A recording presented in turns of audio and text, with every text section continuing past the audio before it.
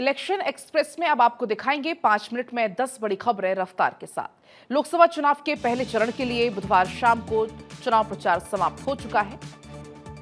इस चरण में 21 राज्य और केंद्र शासित प्रदेशों की कुल 102 सीटों पर मतदान होना है। पहले फेज के चुनाव के लिए प्रधानमंत्री मोदी ने बीजेपी का नेतृत्व कैंपेन किया। पहले चरण का चुनाव प्रचार खत्म होने तक प्रधानमंत्री मोदी ने 36 रैलियां और 7 रोड शो किए। गृह मंत्री अमित शाह अब तक 22 सार्वजनिक कार्यक्रम कर चुके हैं, जिनमें 8 रोड शो और 14 जनसभाएं शामिल हैं। राजनाथ सिंह ने 12 राज्यों में 26 जनसभाएं और 3 रोड शो किए। लोकसभा चुनाव के लिए चौथे चरण की अधिसूचना आज जारी हो गई है।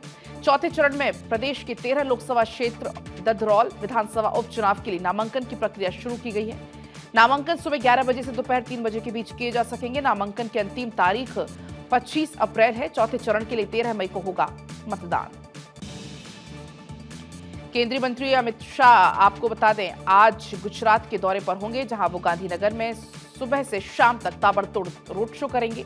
रोड शो के बाद शाम को अहमदाबाद में वेजलपुर में रात के 8 बजे जनसभा को करेंगे संबोधित।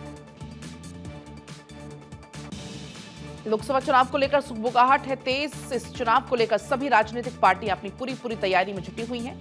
इसी कड़ी में आज सीएम मोहन यादव मध्य प्रदेश के सागर के दौरे पर रहेंगे, जहां पर लोकसभा क्षेत्र में चुनाव प्रचार करेंगे। इसके साथ बीजेपी प्रत्याशी साथ में डॉक्टर लता वानखेड़े का नामांकन भी आज दाखिल कराएंगे। लोकसभा प्रत्याशी के रोड शो कार्यक्रम में भी वो शामिल होंगे। महायुति गठबंधन की उम्मीदवार सुनेत्रा पवार और उनकी ननद ने आपको बता दें सुप्रिया सुले आज बारामती लोकसभा क्षेत्र के लिए अपना नामांकन दाखिल करेंगी।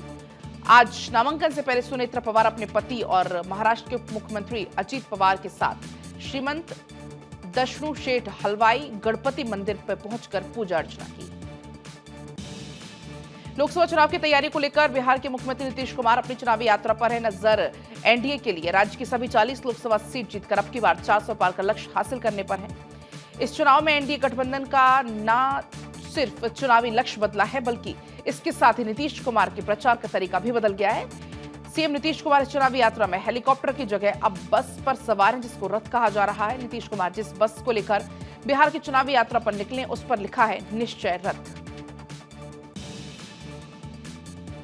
बुधवार सुबह कांग्रेस इस्तीफा देने वाले दलित नेता देवाशीष शाम होने से पहले बीएसपी में हुए शामिल। बसपा ने देवाशीष को भिंड दतिया लोकसभा सीट से अपना उम्मीदवार बनाया है। साल 2019 के लोकसभा चुनाव में देवाशीष बीजेपी की संध्या राय से करीब 2 लाख वोट के अंतर से हारे थे और अब इस सीट पर है त्रिकोणीय मुकाबला।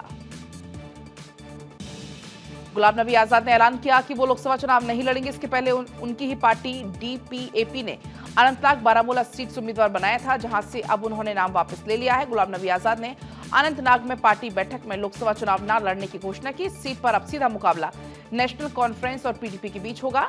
आपको बता दें बीजेपी ने अभी तक यहां अपने पत्ते नहीं खोले हैं। गृह मंत्री अमित शाह ने जम्मू में कहा था कि कश्मीर में बीजेपी कोई जल्दबाजी नहीं करना चाहती है। चुनाव आयोग ने पश्चिम बंगाल के राज्यपाल सीवी आनंद बोस को पहले चरण के मतदान के दिन कूच बिहार में अपनी प्रस्तावित यात्रा रद्द करने की सलाह दी है। आयोग ने कहा कि मतदान वाले दिन गवर्नर का कूच बिहार जाना आदर्श आचार संहिता का उल्लंघन होगा। बंगाल के गवर्नर 19 अप्रैल को यानी कल कूच बिहार जाने वाले थे, जिस पर रोक लगाते हुए इलेक्शन कमीशन ने कहा कैंपेन बंद होने के बाद भी राज्यपाल का ये दौरा चुनावी प्रक्रिया पर असर डाल सकता है। लोकसभा चुनाव को लेकर सभी पार्टियों की तैयारियां जोरों पर। इस कड़ी में आज सीएम योगी हापुड़ धौलाना विधानसभा में सभा को करेंगे संबोधित। जनसभा के जरिए मुख्यमंत्री धौलाना विधानसभा क्षेत्र में गाजियाबाद लोकसभा सीट से बीजेपी प्रत्याशी अतुल गर्ग के लिए वोट की अपील करेंगे। सीएम की जनसभा को लेकर बीजेपी कार्यकर्ताओं ने पिलखुआ स्थित रामलीला मैदान का निरीक्षण भी किया।